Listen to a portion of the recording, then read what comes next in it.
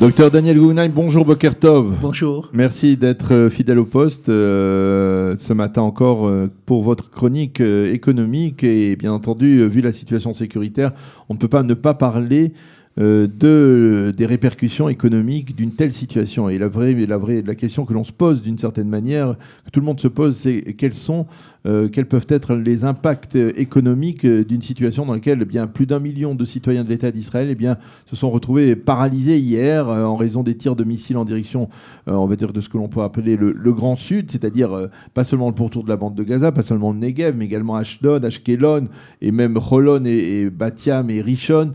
Et c'est plus d'1 million d'Israéliens qui se retrouvent donc paralysés. Ça coûte très cher à l'État d'Israël, il faut bien l'avouer. Oui, bonjour. D'abord, permettez-moi de ma profonde solidarité, ma préoccupation pour tous ces événements et ceux qui ne sont pas à Jérusalem. Grâce à Dieu, pour l'instant, à Jérusalem, nous sommes tranquilles, mais c'était très perturbé, comme vous dites hier. D'abord, je voudrais parler des dégâts directs dont vous n'avez pas parlé ici. Si c'est malheureusement à Sderot, vous avez peut-être entendu qu'il y a eu une usine de jouets et un autre endroit aussi qui a été... et ça, c'est des dégâts directs pour les propriétaires, pour les patrons, pour l'entreprise. Vers qui ils doivent se tourner quand il se passe quelque chose comme cela ? Ils ont déjà dit hier, le ministre Carlon a fait à Twitter pour expliquer que c'est immédiatement pris en compte. Il y a ce qu'on appelle, on en a parlé souvent malheureusement, dans les missimes, il y a ce qu'on appelle des missimes pour des taxes, des impôts. Les impôts ont une section pour justement dédommager le plus rapidement possible les dommages directs dont on venait de parler, pour que les gens ne puissent pas faire faillite. Bien sûr, il y aura immédiatement, c'est évident pour ces gens-là, des allègements pour les impôts, pour les différentes cotisations qu'ils doivent faire et le plus rapidement possible, on espère aussi qu'ils auront un dédommagement pour les dommages directs. Deuxièmement, vous avez parlé d'1 million. Moi, les chiffres que j'ai vus, c'est 2 millions. Parce que vous n'avez pas dit aussi que Tel Aviv a été touché hier. Oui. Et il y a eu... Donc, effectivement, c'est encore bien plus... C'est bien plus important que d'habitude.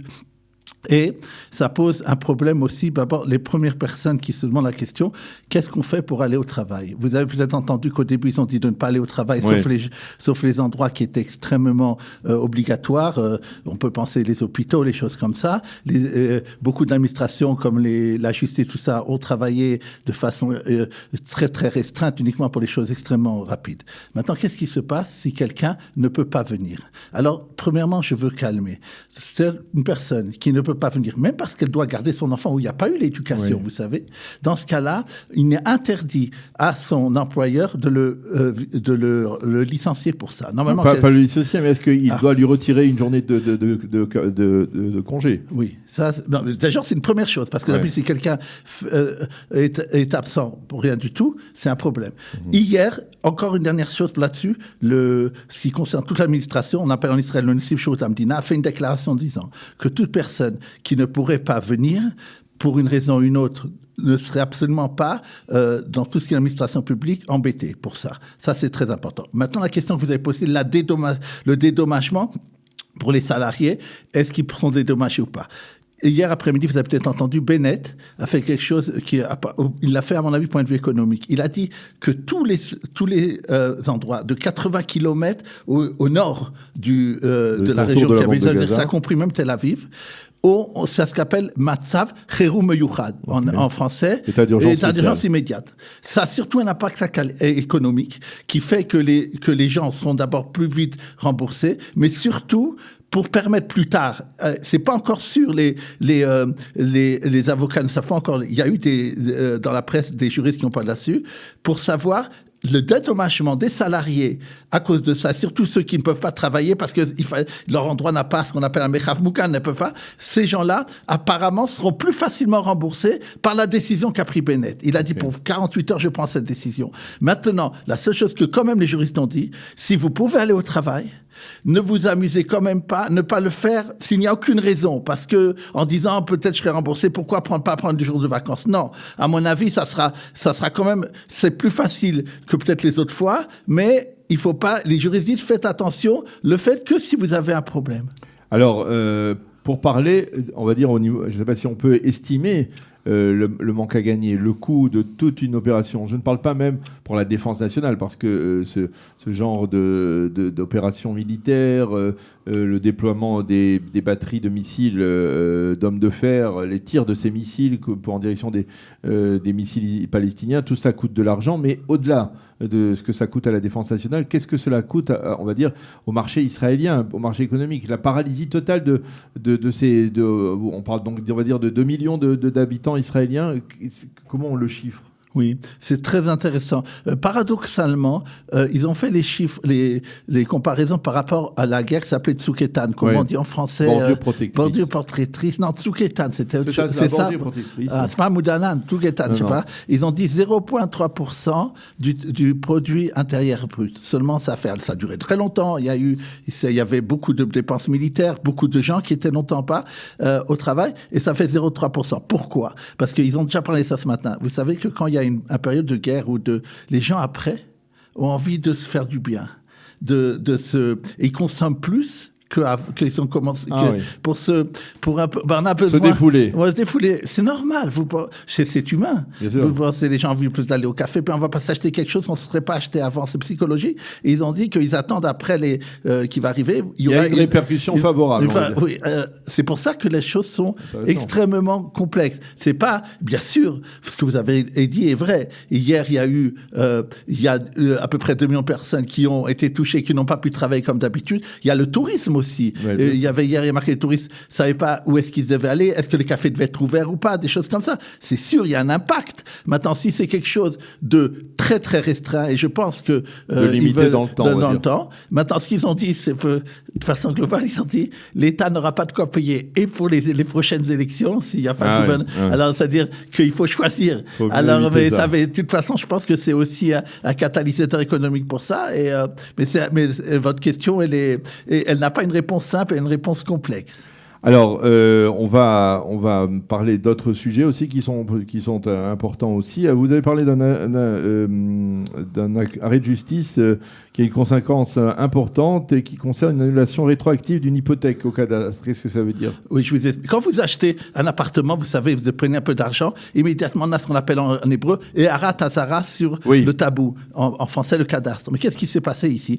Vous savez, on a parlé souvent, il y a des projets Tama 38 qui sont des projets de longue durée. Il y avait en 2010, quelqu'un avait commencé un projet à Ramat Gan, Rehov Anassi, et il n'a pas bien réussi, il a fait faillite. Maintenant, des gens avaient acheté, des gens avaient donné 1 million de shekels, même si c'était une bonne affaire pour ces gens-là. Ils avaient immédiatement eu ce qu'on appelle sur le cadastre, quand il y aura des appartements qui vont se faire en plus, ils ont le droit à ce terrain, c'est normal, puisqu'ils ont payé de l'argent.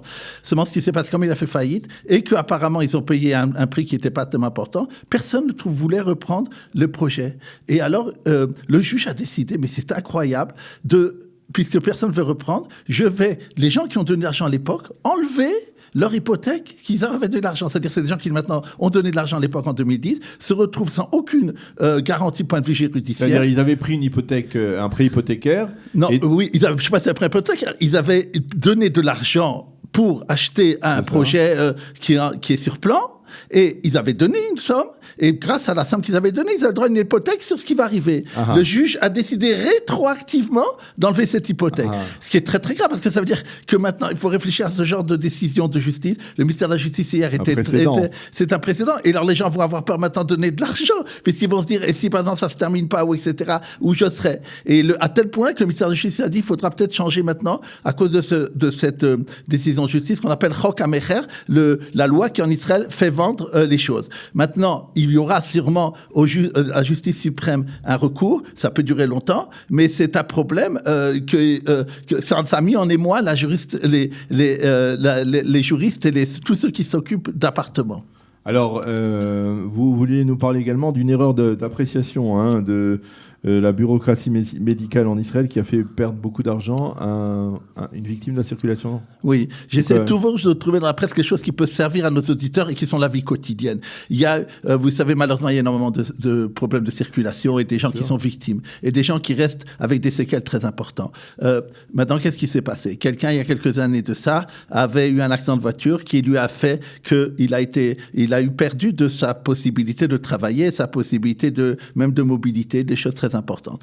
Il est allé au Bitoire Leumi, et le Bitoire Leumi, la semaine dernière, l'assistance sociale, au lieu de donner, ce qui est normalement le cas dans son cas-là, a donné 20 ou 30% en moins de ce qui était. Lui, il n'a pas compris pourquoi, mais il n'a pas fait un recours. Après, lorsque vous avez de l'argent que vous recevez du Bitoire Leumi par mois, parce que vous pouvez moins travailler, vous avez le droit, dans le cas d'accident de voiture, d'aller ce qu'on appelle Avner. C'est-à-dire, c'est une assurance de l'État qui s'occupe des gens pour leur payer, à part ça, à part les assurances sociales. Il allait avec des avocats. Et alors, le Avner lui a donné très, très peu d'argent. Il a dit, mais de toute façon, tu as bien vu que le Bitoire Leumi a donné de toute façon parce que tu as le droit, donc ça veut dire que tu n'es pas vraiment infirme. Il était stupéfait. Et qu'est-ce qui s'est passé? Ces avocats ont fait une enquête. Ils ont trouvé que ce qui s'est passé, c'est que au Bitoire Leumi, la co-patrolling qui s'occupait, ils ont envoyé avec son dossier médical une page d'ordonnance de médicaments qui n'était pas sur lui mais sur une autre personne, où il est marqué qu'il avait qu'il a besoin de médicaments pour telle maladie. Donc les assistants sociaux lui ont dit, de toute façon il avait cette maladie avant, et donc ça l'a immobilisé de moins que ce qu'il demande. Mais il l'avait pas, et à cause de ça, immédiatement ils sont allés chez le médecin qui a vu son erreur et qui a écrit une lettre immédiatement. Il faut faire très attention. Si quelqu'un, pour vous, si quelqu'un pense que les Bitoire Leumi lui donnent pas assez ou des choses comme ça, il faut demander à son avocat qui voit quelle est la raison. Et il y a énormément, malheureusement, des problèmes de bureaucratie médicale. Et qui peuvent permettre d'être dédommagés, et qui peuvent permettre aux contribuables d'être dédommagés de manière plus normale de ce que la loi voudrait le faire. Eh bien, merci beaucoup, docteur Daniel Guggenheim, d'être venu ce matin, de nous avoir parlé donc justement de cette situation, des répercussions économiques de cette situation sécuritaire et d'autres sujets importants. Merci d'avoir été avec nous. À mercredi prochain. Merci.